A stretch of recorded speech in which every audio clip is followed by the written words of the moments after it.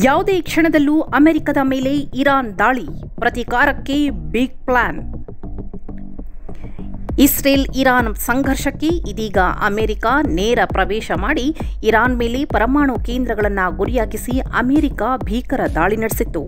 ಇದೀಗ ಅಮೆರಿಕದ ಮೇಲೆ ಯಾವುದೇ ಕ್ಷಣದಲ್ಲೂ ದಾಳಿ ನಡೆಸಲು ಇರಾನ್ ಬಿಗ್ ಪ್ಲಾನ್ ನಡೆಸಿದೆ ಎಂದು ವರದಿಯಾಗಿದೆ. ನಾವು ಅಮೆರಿಕದ ಮೇಲೆ ದಾಳಿ ನಡೆಸುವುದು ಖಚಿತ ಎಂದು ಇರಾನ್ ಎಚ್ಚರಿಕೆ ಸಂದೇಶ ರವಾನಿಸಿದೆ.